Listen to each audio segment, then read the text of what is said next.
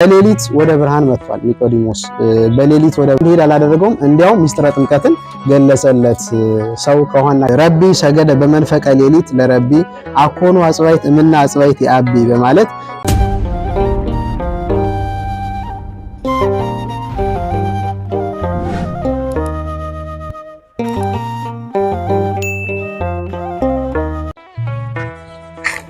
በስመ አብ ወወልድ ወመንፈስ ቅዱስ አሐዱ አምላክ አሜን። ምሕረት ቸርነቱን አብዝቶ እስከዚህ ሰዓትና ዕለት ያደረሰን አምላካችን ስሙ የተመሰገነ ይሁን።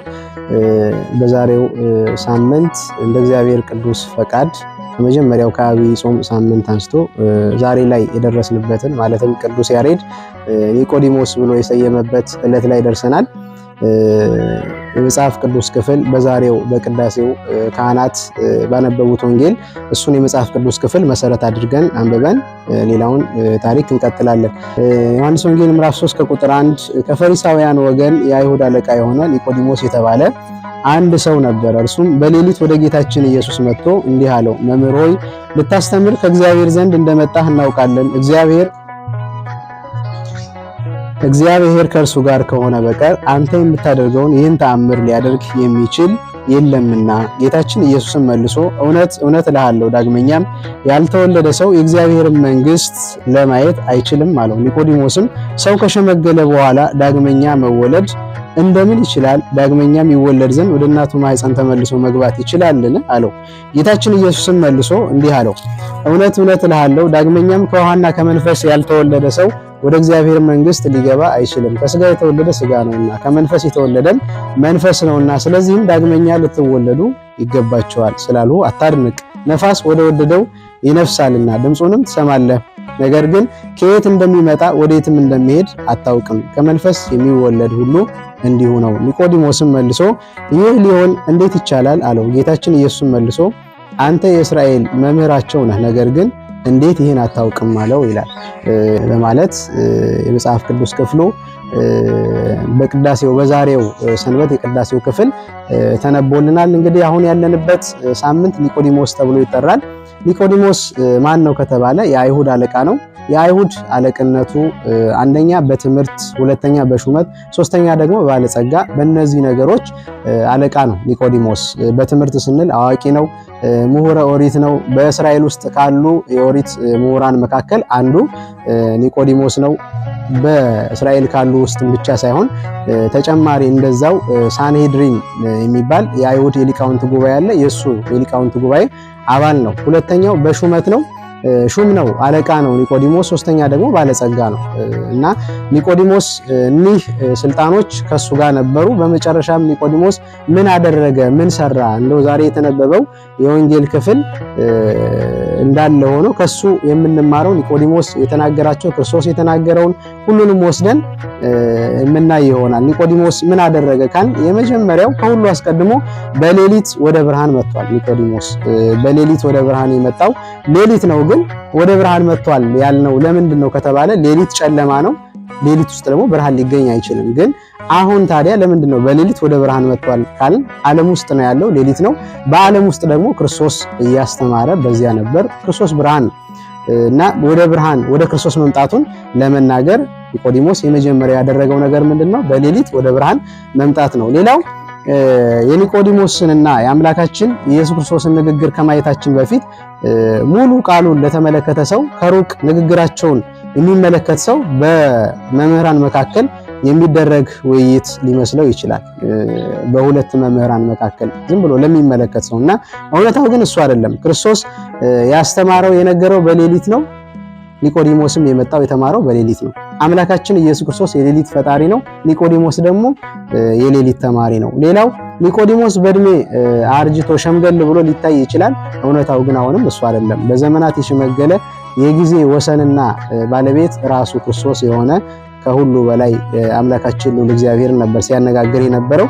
ሶስተኛው እንዲሁ አሁንም ለሚመለከት ሰው ሁለቱንም ለሚያያቸው ሰው መምህራን መስለው ሊታዩት ይችላሉ። ምክንያቱም ቅድም እንደተናገርነው ኒቆዲሞስ የአይሁድ አለቃ መምህር ነው። በሹመቱ በመምህርነቱ በትምህርቱ ብለን እንደጠቀስነው ምሁር ነው፣ ክርስቶስም መምህር ነውና ሁለቱን ላያቸው ሰው በመምህራን መካከል የተደረገ ውይይት ነው ብሎ ሊናገር ይችላል።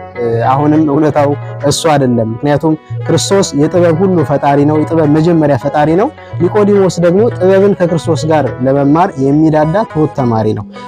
ባለቅኔውም ለዚህ ነው ረቢ ሰገደ በመንፈቀ ሌሊት ለረቢ አኮኑ አጽባይት እምና አጽባይት ያቢ በማለት ጣት ከጣት እንደሚበላለጥ ከሱ እጅግ በጣም ለሚበልጠው ለክርስቶስ ለአምላክ ለልዑል እግዚአብሔር መስገዱን ለሱ መንበርከኩን በዚህ መልኩ ባለቅኔው ይናገራል። ሌላው በዮሐንስ ወንጌል ምዕራፍ 3 ቁጥር 2 ላይ አዋቂነቱን በክርስቶስ ፊት ለማስመስከር ኒቆዲሞስ ሞክሮ ነበር። እንዴት ነው ይህን ያደረገው ካል መምህር ሆነ ከእግዚአብሔር ዘንድ እንደመጣ እናውቃለን ብሎ ይህችን ኃይለ ቃል ተናግሮ ነበርና አምላካችን ኢየሱስ ክርስቶስ እንዴት መምህር ብቻ ትለኛለህ ብሎ ሊገስጸው ወይም አስከፍቶት እንዲሄድ አላደረገም።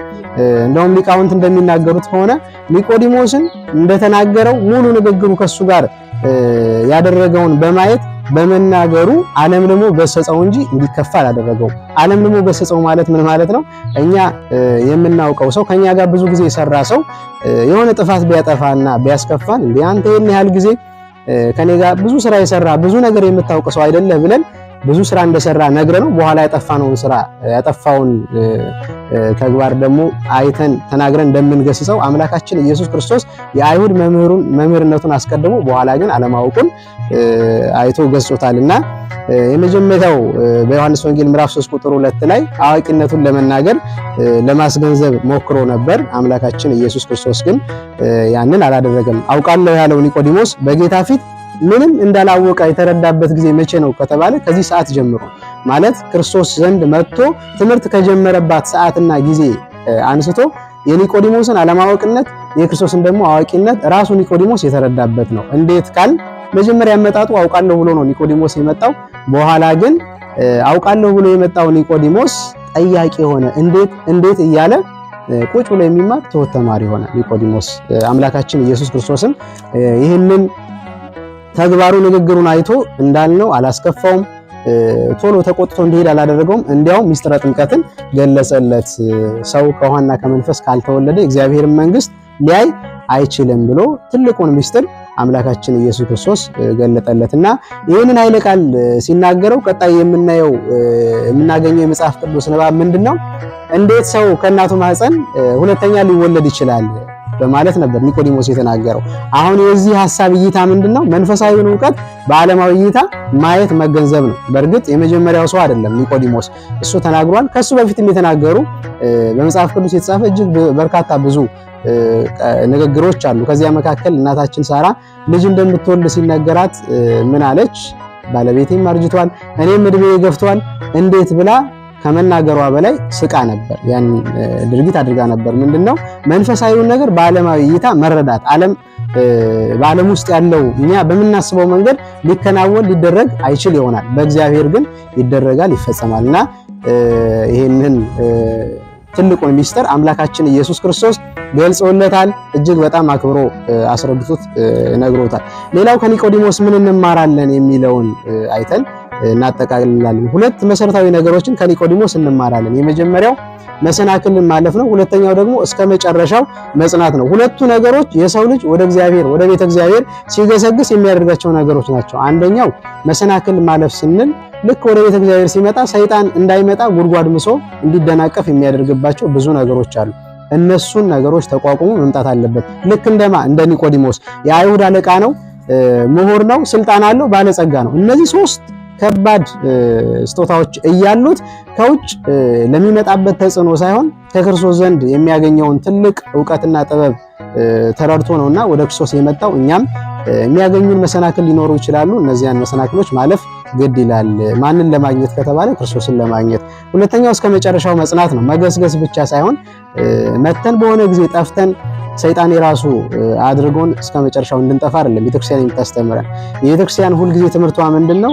የሰው ልጅ ከመጣ ጀምሮ እስከ መጨረሻው በዚያው ጸንቶ ቅዱስ ሥጋና ደሙን ተቀብሎ በክብር እንዲኖር የመንግስት ወራሽ እንዲሆን ነውና ኒቆዲሞስ እስከ መጨረሻው ጸንቷል ያልነው በምንድነው ከተባለ ከዮሴፍ ጋር ክርስቶስን ከመስቀል አውርዶ እስከ መገነዝ ድረስ ደርሷል። የዚህ ትልቅ ክብር ኒቆዲሞስ ባለቤቱ ነውና እኛም ከኒቆዲሞስ ብዙ የምንማራቸው ነገሮች አሉ። ወስብሐት ለእግዚአብሔር። ይቆያል።